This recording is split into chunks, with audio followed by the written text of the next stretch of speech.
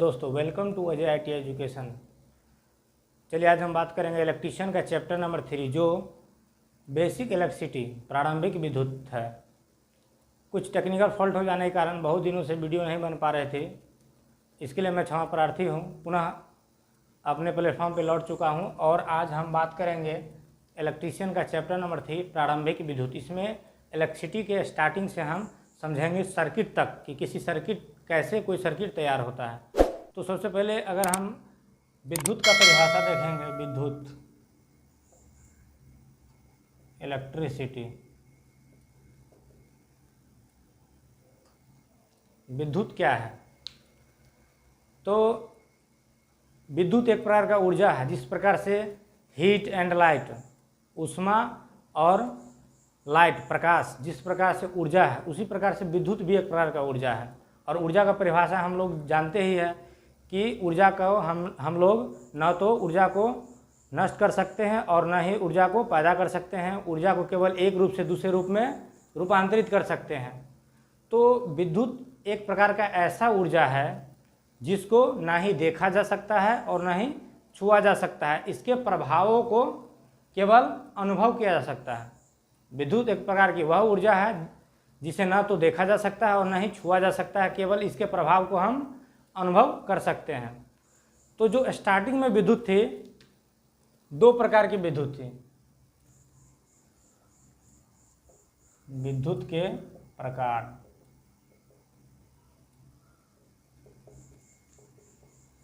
Types of electricity.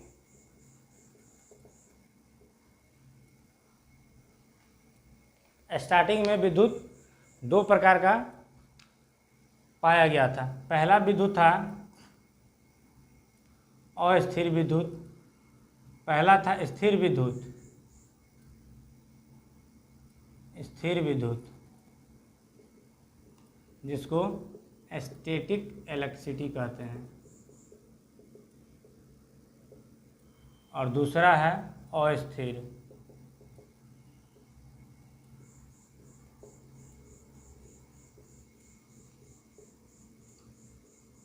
Dynamic electricity. विद्युत दो प्रकार का होता है, स्टैटिक और डायनेमिक। स्टैटिक मतलब स्थिर विद्युत।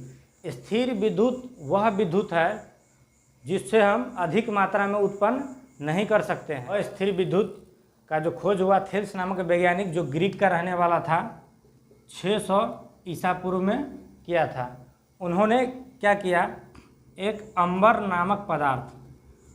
नामक पदार्थ को शीशे के टुकड़े पर जब घर्षण किया तो उस अंबर नामक पदार्थ में एक प्रकार का आकर्षण का गुण आ गया था, जो कागज़ के छोटे छोटे टुकड़े को अपनी ओर आकर्षित कर रहे थे।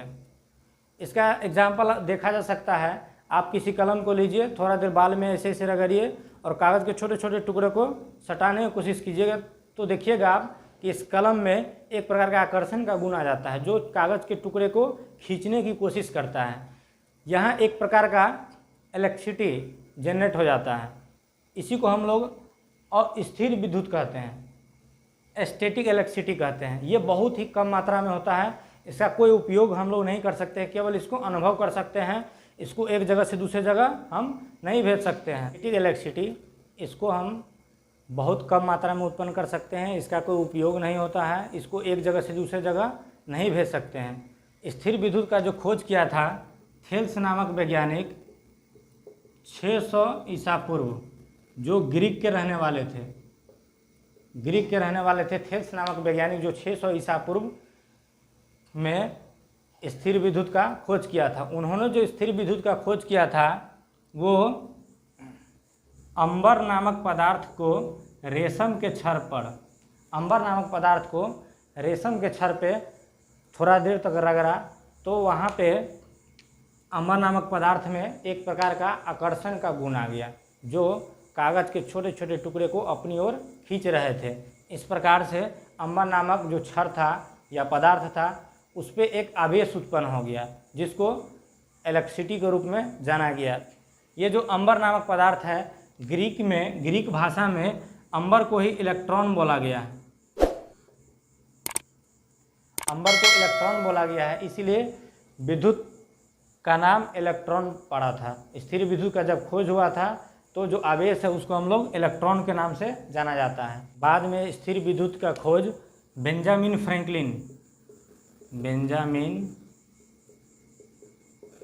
फ्रैंकलिन नामक वैज्ञानिक जो थे, उन्होंने भी इस बात की पुष्टि की। उन्होंने शीशे की छड़ को सिल्क अथवा रेशम पर रगड़ा।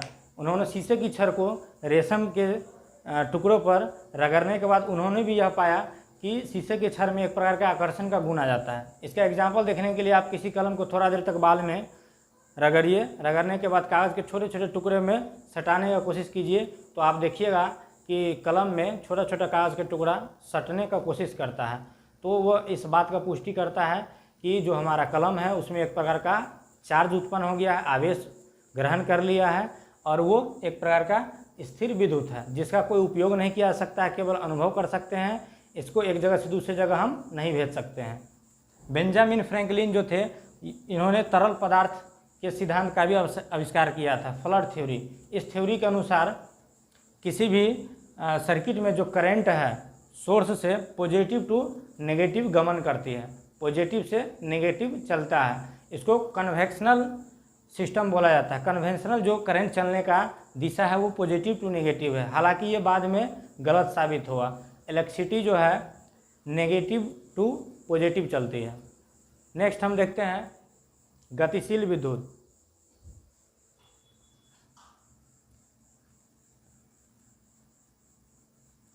गतिशील विद्युत, जैसा कि नाम से स्पष्ट हो रहा है, वह विद्युत जिसमें गति हो। तो गतिशील विद्युत जो होता है वो किसी जनरेटर, बैटरी, सेल इत्यादि से जो उत्पन्न होता है इलेक्ट्रिसिटी विद्युत, उसको हम गतिशील विद्युत कहते हैं। इस प्रकार के विद्युत को हम आसानी से आवश्यकता अनुसार एक जगह से दूसरी जगह भेज सकते हैं। आवश्यकता पड़ने पर इसको हम अधिक मात्रा में भी उत्पन्न कर सकते हैं। गतिशील विद्युत को, जो गतिशील विद्युत है, यह 4 प्रकार से उत्पन्न किया जा सकता है। इस चारों को हम देखते हैं कि गतिशील विद्युत हम कौन कौन से तरीका से उत्पन्न कर सकते हैं। तो जो डायनामिक इलेक्ट्रिसिटी है, गतिशील विद्युत, ये 4 प्रकार से उत्पन्न किया जा सकता है, जिसमें सबसे पहला है चुंबकीय प्रभाव। चुंबकीय प्रभाव मतलब मैग्नेटिक इफेक्ट, इसमें चुंबक का गुण रहेगा। तो जो हमारा AC DC जनरेटर होता है, जो AC जनरेटर होता है उसको अल्टरनेटर कहते हैं, जो DC जनरेटर होता है उसको DC जनरेटर बोलते हैं। तो अल्टरनेटर अथवा जनरेटर में विद्युत उत्पन्न करने के लिए कॉपर का कॉइलिंग किया जाता है, और उस कॉइलिंग में जब सप्लाई दिया जाता है तो वहाँ पे मैग्नेट का गुण आता है, इसलिए उसको मैग्नेटिक इफेक्ट बोला गया है। तो इस प्रकार से वहाँ से जो करंट उत्पन्न होगा वो मैग्नेटिक इफेक्ट के थ्रू होगा। नेक्स्ट है रासायनिक प्रभाव, केमिकल रिएक्शन।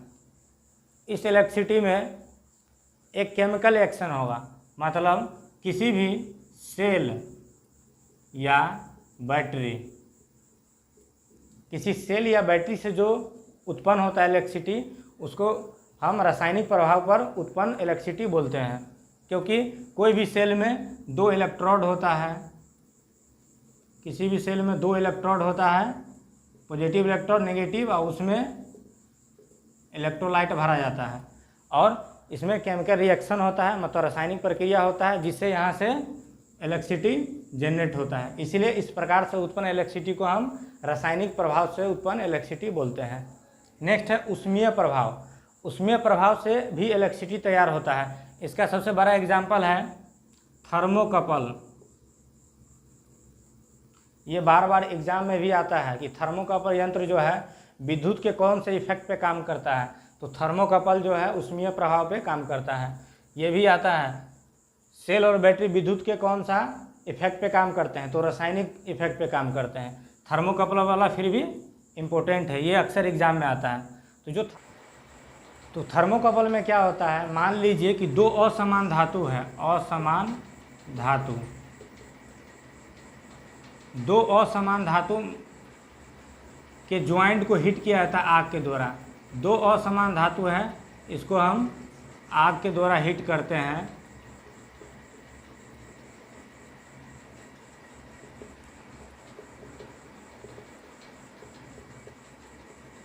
थोड़ा देर के लिए मान लीजिए दो असमान धातु में एक तरफ तांबा है, दूसरी तरफ एल्युमिनियम है, तो जब दो असमान धातु को हम ज्वाइंट को हीट करेंगे तो वैसा कंडीशन में क्या होगा, जिसका गलनांक कम होगा, मान लीजिए एल्युमिनियम का गलनांक 300 है और इसका 500 है, तो जिसका गलनांक कम होगा ये पहले हीट होगा और ये हीट जो है फैल करके तांबा की ओर यहाँ से इलेक्ट्रॉन गमन करने लगेगा। जैसे इलेक्ट्रॉन चलने लगेगा तो वही तो इलेक्ट्रिसिटी है। इलेक्ट्रिसिटी का परिभाषा ही क्या है, इलेक्ट्रॉन के लगातार प्रवाह को हम लोग विद्युत धारा कहते हैं।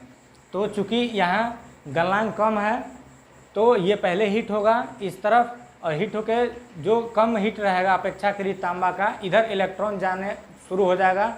इस प्रकार से विद्युत बहने लगेगा और विद्युत वहाँ उत्पन्न हो जाता है। लेकिन ऊष्मीय प्रभाव से जो विद्युत उत्पन्न होता है ये बहुत कम मात्रा में उत्पन्न होता है, इसका भी कोई खास उपयोग नहीं किया जा सकता है। इसका उपयोग केवल एक थर्मोकपल नामक यंत्र है, थर्मोकपल यंत्र, जो इस सिद्धांत पे काम करता है। अक्सर ये एग्जाम में आता है, इसलिए इसको ध्यान में रखना चाहिए। थर्मोकपल नामक यंत्र कौन सा सिद्धांत पे काम करता है विद्युत का, तो ऊष्मीय प्रभाव पर। लास्ट में चौथा है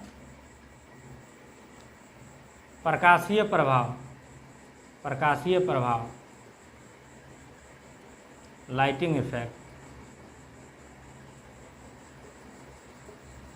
तो विद्युत धारा जो है लाइटिंग इफेक्ट के द्वारा भी उत्पन्न होता है, गतिशील विद्युत। इसका एग्जाम्पल है solar cell, solar cell, photo cell. Solar cell, photo cell में क्या होता है, सूर्य का डायरेक्ट लाइट जब सोलर सेल पे पड़ता है तो वो क्या करता है, वहाँ से डायरेक्ट इलेक्ट्रिसिटी जनरेट करता है और बैटरी को चार्ज करता है। फोटो सेल का भी यही है नियम। जैसे ही फोटो सेल पे सूर्य का लाइट पड़ेगा तो वहाँ से डायरेक्ट इलेक्ट्रिसिटी जनरेट करेगा।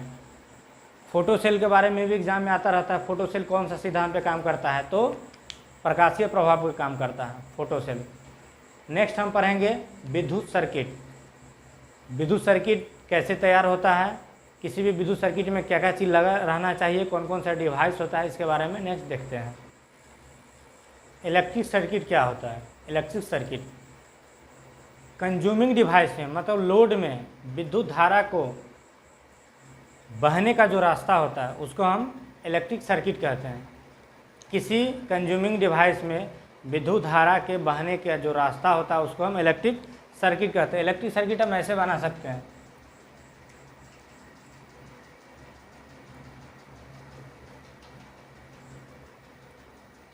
ये जनरेटर है, मान लिया एक जनरेटर है, यहाँ से विद्युत उत्पन्न होगा तो सबसे पहले कहाँ जाएगा, फ्यूज में जाएगा, फ्यूज से कहाँ जाएगा, स्विच में, स्विच के बाद हमारा लोड में, लोड से फिर वो वापस सोर्स में आ जाएगा। तो ये जो जनरेटर है ये क्या हुआ, सप्लाई का सोर्स हुआ। जो हमारा लैंप हुआ ये लोड हुआ, यहाँ पे कुछ भी हो सकता है, लैंप हो सकता है, पंखा हो सकता है। ये फ्यूज है और ये स्विच है। इस प्रकार से देखा जाए तो इस जनरेटर से जो करंट निकलेगी, नेगेटिव से करंट निकलेगी, पॉजिटिव होकर के फ्यूज में जाएगी, फ्यूज से स्विच में, जैसे स्विच ऑन होगा लोड में जाएगा करंट, फिर वापस लोड से सोर्स में करंट आ जाएगा। इस प्रकार से विद्युत सर्किट में क्या होगा, सोर्स से करंट निकल के लोड तक जिस रास्ते से जाती है इस पूरे रास्ते को हम विद्युत सर्किट कहते हैं। नेक्स्ट है विद्युत सर्किट के भाग। विद्युत सर्किट में क्या क्या भाग होता है, पार्ट्स,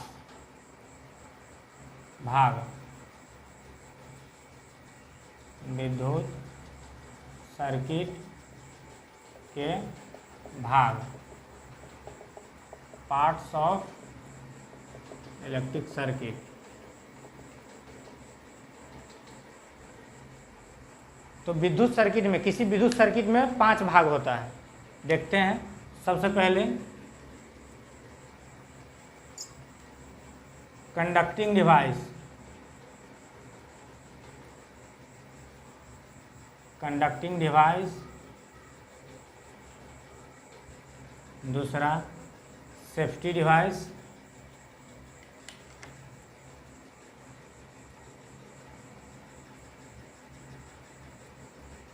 तीसरा कंज्यूमिंग डिवाइस,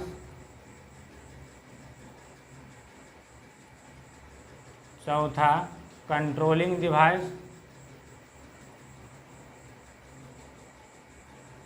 पांचवा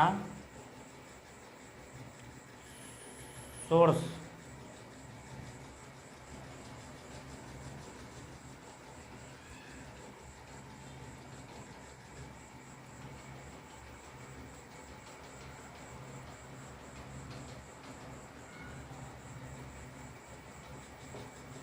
तो किसी विद्युत सर्किट में 5 मुख्य भाग होता है। सबसे पहला भाग है सोर्स। सोर्स मतलब किसी विद्युत सर्किट में जो करंट आएगी कहाँ से आएगी। तो सोर्स के रूप में क्या हो सकता है, जनरेटर हो सकता है, सेल हो सकता है, बैटरी हो सकता है। समझ में आ रहा बात, ये सोर्स कहलाएगा। दूसरा है सेफ्टी डिवाइस, मतलब इस सर्किट को सुरक्षा प्रदान करने के लिए जो डिवाइस हम इसमें लगाएंगे उसको क्या बोलेंगे, सेफ्टी डिवाइस। तो इस सर्किट में सुरक्षा प्रदान करने के लिए क्या लगा हुआ है, फ्यूज लगा हुआ है। तो फ्यूज को हम सेफ्टी डिवाइस बोल सकते हैं। फ्यूज हमारा क्या है, सेफ्टी डिवाइस है। यहाँ जो जनरेटर है ये क्या है, सोर्स है। तीसरा है कंज्यूमिंग डिवाइस। कंज्यूमिंग डिवाइस मतलब विद्युत ऊर्जा को जो कंज्यूम करता है, खर्च करता है, उस डिवाइस को हम कंज्यूमिंग डिवाइस कहते हैं। तो विद्युत ऊर्जा को यहाँ पर खर्च कौन करेगा, जो हमारा लोड रहेगा। लोड के रूप में क्या है, लैंप। तो ये कंज्यूमिंग डिवाइस है। चौथा है कंट्रोलिंग डिवाइस। इस सर्किट को जो कंट्रोल करने का काम करेगा, नियंत्रित करने का काम करेगा, उसको कंट्रोलिंग डिवाइस कहते हैं। तो जो हमारा स्विच है ये क्या है, कंट्रोलिंग डिवाइस है। लास्ट है कंडक्टिंग डिवाइस। कंडक्टिंग, कंडक्ट का मतलब जोड़ना होता है। इस पूरे सर्किट को जिस माध्यम से हम जोड़ कर रखते हैं उसको कंडक्टिंग डिवाइस कहते हैं। तो पूरे सर्किट को कौन जोड़ के रखा है, जो हमारा तार है, वायर या केबल, जो पूरे सर्किट को जोड़ के रखता है, इसको हम कंडक्टिंग डिवाइस कहते हैं। समझ में आ रहा बात। किसी विद्युत सर्किट में 5 पार्ट होता है। सबसे पहला सोर्स, सोर्स के रूप में जनरेटर हो सकता है, बैटरी हो सकता है, सेल हो सकता है। दूसरा है सेफ्टी डिवाइस, जो सुरक्षा प्रदान करे। सेफ्टी डिवाइस के रूप में फ्यूज हो सकता है, एमसीबी हो सकता है, ईएलसीबी हो सकता है, आरसीसीबी हो सकता है। तीसरा है कंज्यूमिंग डिवाइस, जो विद्युत को खर्च करता हो, अर्थात जो सर्किट में लोड रहेगा उसको कंज्यूमिंग डिवाइस कहते हैं। बल्ब हो सकता है, लैंप हो सकता है, होल्डर, ये फैन हो सकता है, मोटर हो सकता है, कुछ भी हो सकता है। नेक्स्ट है कंट्रोलिंग डिवाइस, जो सर्किट को कंट्रोल करने का काम करता हो, अर्थात स्विच हो गया, डीपी स्विच हो गया, मतलब किसी भी तरह जहाँ से हम ऑन ऑफ करते हैं उसको कंट्रोलिंग डिवाइस कहते हैं। नेक्स्ट है कंडक्टिंग डिवाइस, जो पूरे सर्किट को जोड़ के रखता है, जैसे वायर, केबल अपना, ये कंडक्टिंग डिवाइस है। नेक्स्ट हम पढ़ेंगे टाइप ऑफ सर्किट। सर्किट कितने तरह का होता है। तो सर्किट 4 प्रकार का होता है।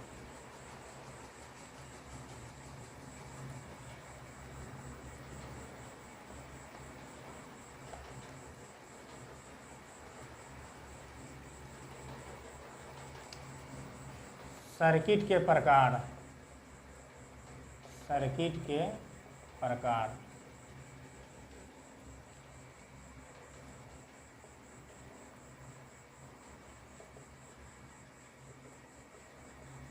पंखा बंद करो। सर्किट के प्रकार,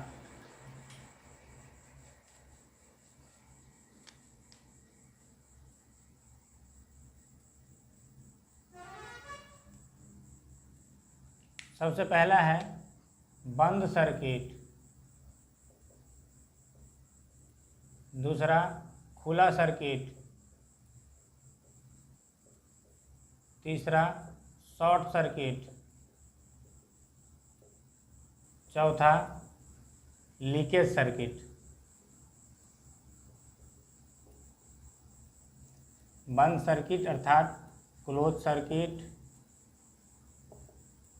ओपन सर्किट,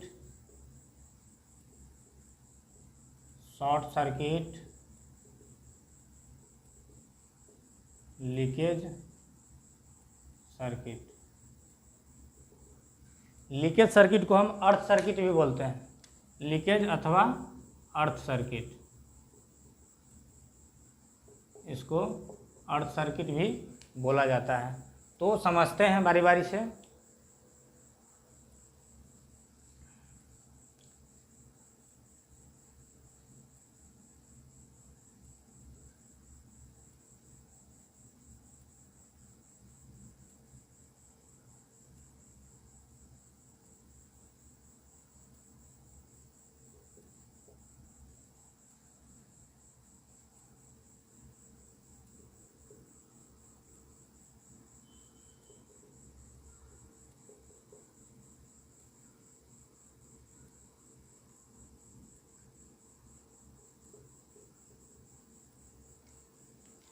ये एक प्रकार का सर्किट का उदाहरण है। तो सबसे पहले हम समझेंगे बंद सर्किट अथवा क्लोज सर्किट क्या होता है। तो जब किसी सर्किट में हम सर्किट को सोर्स से जोड़ते हैं, सोर्स से जोड़ने का मतलब या तो उसमें जनरेटर का सप्लाई देते हैं या बैटरी का सप्लाई देते हैं या सेल का, जब हम सप्लाई देते हैं तो उस सर्किट में ईएमएफ जनरेट हो जाता है, सर्किट के दोनों सिरों पे ईएमएफ आ जाता है। उसके बाद जैसे हम स्विच को ऑन करते हैं, स्विच को जैसे ही ऑन करते हैं तो यहाँ पॉजिटिव से करंट निकलना शुरू हो जाता है, करंट फ्लो शुरू हो जाता है और लोड में आ जाता है।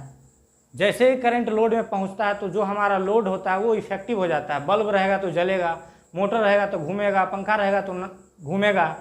अर्थात सर्किट जैसे ही क्लोज होगा, जैसे ही सप्लाई से उसको जोड़ेंगे, सोर्स से जोड़ेंगे और स्विच को ऑन करेंगे तो सर्किट क्लोज होगा, करंट निकलेगा तो लोड में जाएगा, लोड हमारा ऑन हो जाएगा, फिर ये करंट वापस सोर्स पे आके जमा हो जाता है। इस प्रकार के सर्किट को हम क्लोज सर्किट कहते हैं या बंद सर्किट कहते हैं। इसका सीधा सीधी उदाहरण हुआ जलती हुई बल्ब, जलती हुई बल्ब, जलती हुई बल्ब मतलब अगर हमारा बल्ब जल रहा है, स्विच को हम ऑन कर दिए हैं तो ये बंद सर्किट हो जाएगा।